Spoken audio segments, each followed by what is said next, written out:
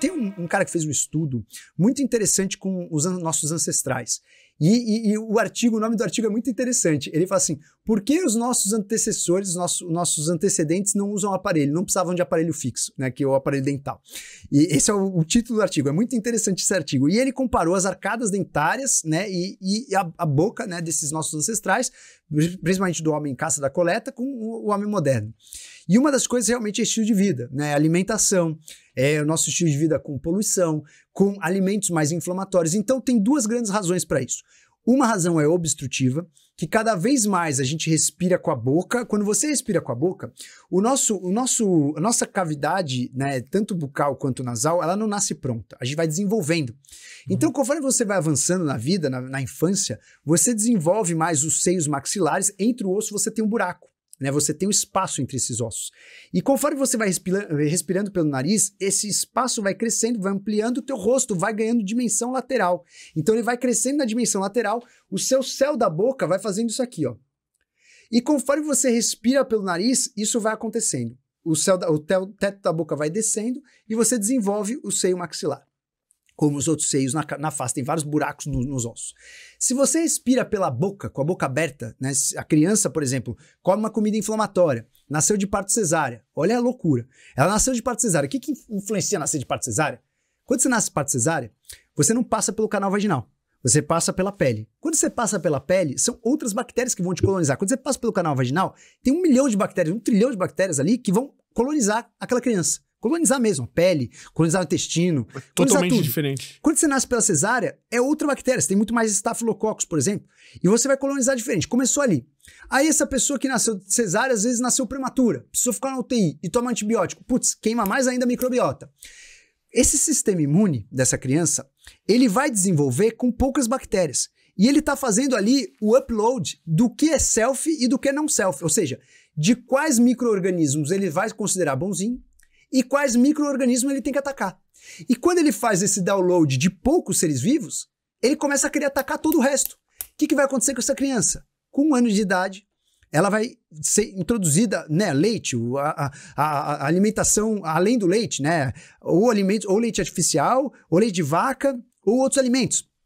Quando você adquire esses alimentos, aquela criança que já foi upload, né, que já recebeu esse download muito frustro, né, do que é self, ela quer atacar tudo. Então, ela comeu leite de vaca, ela ataca como se fosse um invasor. Ela comeu um ovo, ataca como se fosse invasor. Ela começa a fazer inflamação. O que é inflamação?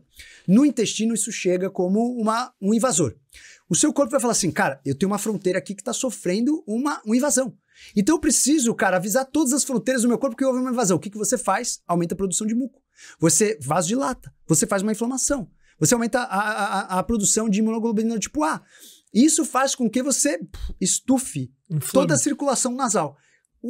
A vascularização do nariz, ela é uma vascularização erétil. Assim como um pênis, né, literalmente, que você sai de um pênis de centímetros para um pênis muito maior, no nariz acontece igual, um tecido erétil, é um tecido esponjoso. Quando você tem uma inflamação, você tem um buraco ali todo pérvio. Inflamou? Fechou. Por quê? Eu estou protegendo uma das fronteiras que é justamente o nariz, que recebe a circulação do ar, que pode receber uma bactéria. Uhum. Então eu estou protegendo isso. Então eu vasodilato e eu começo a produzir muco. O que essa criança faz? Abre a boca para respirar.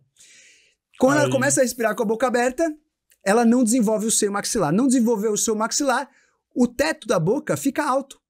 E aí aquela criança tem completamente um espaço muito diferente. O septo começa a crescer, ele não tem espaço para crescer, ele começa a desviar. Então você vê uma coisa lá no nascimento, vai desencadear um efeito dominó, para quando essa pessoa tiver 18 anos, você faz uma tomografia, o septo está super desviado, a pessoa é uma respiradora bucal, desenvolveu mal o seio nasal, as bactérias que habitam são ruins, o sistema imune é ruim, ela inflama com tudo.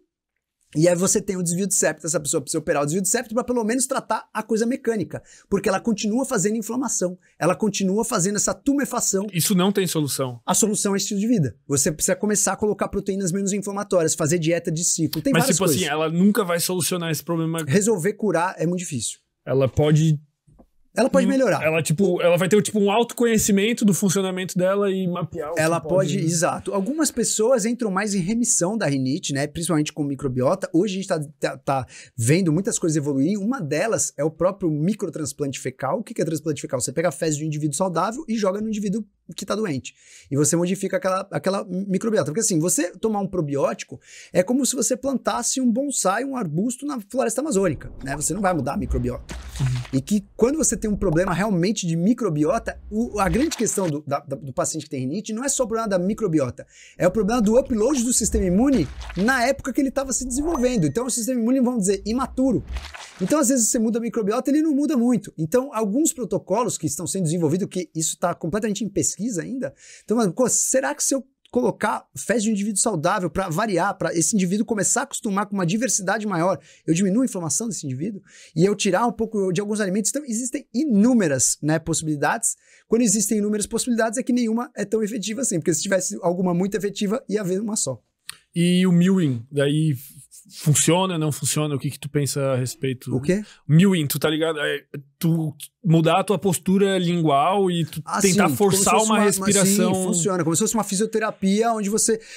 O nosso osso, tá? Ele é um osso moldável, tá? Ele é um osso moldável. O nosso osso, ele não é estático. O rosto todo. Se for dizer. Então, por exemplo, eu tenho um curso de respiração, né? Eu tenho um curso que eu ensino a pessoa a respirar pelo nariz, não só da parte de aumentar o tempo de retenção, controlar a ansiedade, ela conseguir controlar os instintos através da respiração, como também a parte toda da filosofia da respiração, que uma das filosofias é que a gente consegue muita energia através da respiração.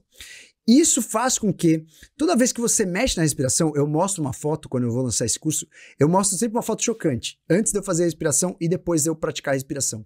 O meu rosto, mesmo? Em mim, o meu rosto era muito mais verticalizado. Eu tinha a famosa bird face, porque eu não desenvolvi o seio maxilar. Cara, eu sei tudo isso porque eu tive tudo isso. Então, quando eu tinha 12 anos de idade, eu já tinha problema no ouvido, porque eu não desenvolvia a tuba auditiva, né, que é a comunicação do ouvido com o nariz.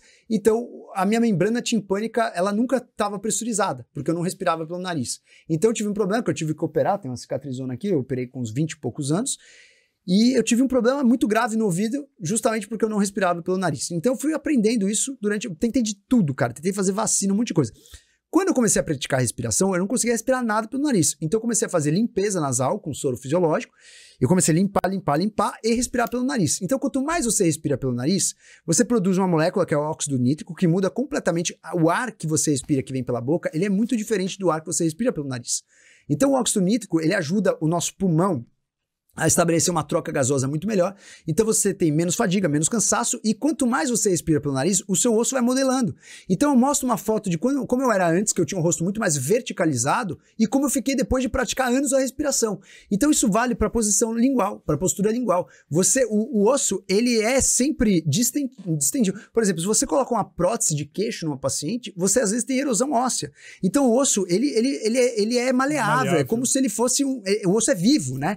Toda vez que você coloca pressão no osso, ele tende a ficar mais forte. Então, por exemplo, um dos problemas que os astronautas têm quando eles ficam muito tempo em missão é porque eles voltam com osteopenia.